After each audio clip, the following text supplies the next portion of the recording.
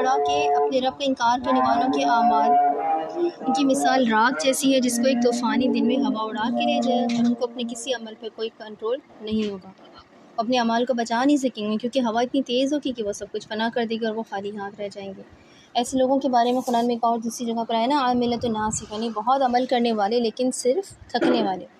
تو یہاں پہ جو ہے نا کفار کے اچھے اعمال کی بات ہے کہ بے شک وہ جتنی چیریٹی کر لیں، جتنے خیر کے کام کر لیں، اگر وہ کام رب کے لیے نہیں تھے تو اللہ کے ہاں ان کاموں کی کوئی اہمیت نہیں ہے۔ جیسے کہ یہاں پر تفسیر میں بھی یہاں لکھا ہے نا کہ ان کے اچھے کاموں کا بدلہ انہیں دنیا میں ہی دے دیا جاتا ہے، کفار کے آخرت میں ان کا کوئی ثواب نہیں ملتا، کیونکہ ثواب ملنے کے لیے ایمان کی شرط ہے، لہٰذا آخرت میں وہ اعمال ان کے کچھ کام نہیں آتے۔ اور اس کی مثال کیا دی گئی کہ جس طرح راکھ کو آندھی اڑا کے لے جائے تو اس کا کوئی پتہ یا نشان نہیں ملتا، اسی طرح کافروں کے اعمال کو ان کا کفر کل عدم کر دے گا۔ یہ میں یہیں سے پڑھ رہی ہوں، جہاں پہ تفسیر میں لکھا ہوا ہے، اور ان اعمال کا کوئی فائدہ ان کو آخرت میں نہیں ملے گا۔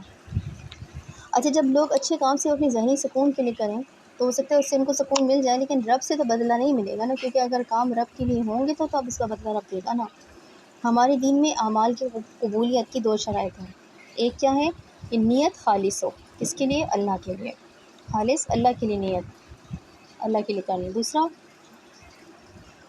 طریقہ درست ہو، یعنی آپ غلط طریقے سے اچھا کام نہیں کر سکتے۔ مثلا آپ میوزک کنسرٹ کر کے چیریٹی کے لیے فنڈس نہیں اکٹھے کر سکتے، کیونکہ اللہ اور اس کے رسول کو موسیقی کی محفلیں نہیں پسند، تو آپ ان اللہ کی ناپسندیدگی کی کام کر کے نیک اجر کی تمنا نہیں کر سکتے۔ اشتدت به الريح في يوم عاصف، کہ اڑا لے جائے اس کو تیز ہوا ایک طوفانی دن میں، یہاں اعمال کو اڑا لے جانے کی بات ہو رہی ہے نا، اور کس دن میں؟ فی یوم عاصف، طوفانی دن میں۔ یوم عاصف یعنی طوفانی دن کسے کہتے ہیں؟ یوم عاصف ہمارے پچھلے بھی پیج پہ لکھا تھا، یوم عاصف، طوفانی دن۔ عاصف عاصفہ سے نکلا اور اس کا مطلب ہوتا ہے تنکے یا بھوسا، ٹھیک ہے؟ یہ مکئی کی سٹی کو بھی عصف کہتے ہیں، عاصفن کہتے ہیں طوفان کو بھی، کیونکہ طوفان میں ہر ہلکی چیز تنکوں کی طرح سے اڑ جاتی ہے۔ تو یوم عاصف سے مراد ایک طرح سے برا وقت، یعنی نارمل سے ہٹ کے کوئی دن۔ اچھا، بعض لوگ عام دنوں میں اچھا عمال کر رہے ہوتے ہیں، اللہ کا شکر ادا کرتے رہتے ہیں، مثبت رہتے ہیں، لیکن ٹف دنوں میں وہ برداشت نہیں کر پاتے، پریشر ذرا سا آئے تو ان کی ساری خوش اخلاقی ہوا ہو جاتی ہے، چڑچڑ ہو جاتے ہیں، منفی ہو جاتے ہیں۔ ہم دیکھنے کے کئی ہم بھی ایسے لوگوں میں تو نہیں شامل نہیں کہ ذرا تھوڑا کام کا بوجھ زیادہ ہو گیا، کچھ ہم پر چیلنجز زیادہ آ گئے تو چیلنجز زیادہ ہو گئے تو کیا ہوا؟ ہم چڑچڑے ہو گئے، چیخیں نکلنے لگیں، ذرا سے حالات برے ہوئے، اللہ سے شکوے شروع ہو گئے۔ ضروری نہیں کہ ایسے لوگ کافر ہوں، بلکہ ایسے لوگ بظاہر مسلمان بھی ہوتے ہیں، لیکن وہ ٹف دنوں میں رب کو نہیں مانتے، وہ مشکل پڑتے ہی یا تو خود کو ذمہ دار ٹھہراتے ہیں یا دوسروں کو، وہ ایک دم مایوس ہو جاتے ہیں، ان کی تمام مضبوط صفات ہوا میں اڑ جاتی ہیں۔ اور یہی ٹف دن انسان کا امتحان ہوتے ہیں کہ اس نے دل سے اللہ کو رب مانا ہے کہ نہیں، اور دل سے اللہ کا شکر گزار ہے یا نہیں۔ اب ہم نے یہاں پہ دیکھنے کہ وہ کون سی چیزیں ہیں جو ہمارے اعمال کو ضائع کر دیتی ہیں۔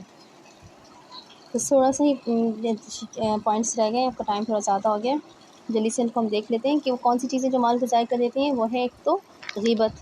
اب دیکھا جائے تو غیبت خوشی سے تو کوئی نہیں کرتا نا، تکلیف پہنچتی ہے، مشکل وقت آتا ہے اور کوئی تو دکھاتا ہے تو ہم تکلیف کے مارے اس کی برائی کر رہے ہوتے ہیں نا، اس کی پیٹھ پیچھے، تو برائی ہوتی تو کر رہے ہوتے ہیں، کسی نے زندگی جیون بنا رکھی ہوتی ہے تو اس کا گلا کر رہے ہوتے ہیں نا، تو یہی تو امتحان ہوتا ہے۔ ہمارا دین تو اسٹریٹ فارورڈ ہے، اور ہمیں یہ سکھاتا ہے کہ جس سے گلا ہے اس کے سامنے جا کر اس سے کہو، پیچھے نہ کہو۔ اس لیے پیچھے برائی کرنے کی اتنی سخت سزا رکھ دی تاکہ لوگ سچے بنیں، بہادر بنیں، اور بہادری سے منہ کی شکایت کرنے کی ہمت کر سکیں۔ اور کیا ہے جو نیک اعمال کو ضائع کرتا ہے؟ وہ ہے ناشکری، اللہ کی نعمتوں سے انکار کرنا۔ انسان کی ناشکری کرنا بھی اللہ کی ناشکری ہے، کیونکہ کوئی نعمت اگر آپ کو انسان کے توسط سے ملی ہے تو اللہ نے اس کے ذریعے آپ کو تک بھیجی نا۔ انسان کا شکریہ ادا نہ کرنا بھی رب کی ناشکری ہے، اور کفر کا دوسرا معنی تو ناشکری ہے ہی۔ تو ہمیں بطور مسلمان اس وقت اس فکر کرنی چاہیے اپنے نیک اعمال کو بچانے کی۔ نیکیاں کرنا اتنی بڑی بات نہیں ہے جتنا نیکیوں کو مسلسل بچاتے رہنا اصل ہے، اسی کو تقویٰ کہتے ہیں کہ آپ کانٹوں کے درمیان سے چلتے ہوئے اپنے لباس کو بچاتے ہوئے چلیں، کیونکہ کانٹے تو آپ کو زخمی کر ہی دیں گے، ٹھیک ہے؟ انشاءاللہ پھر آیت نمبر 19 ہم پڑھیں گے نیکسٹ کلاس میں۔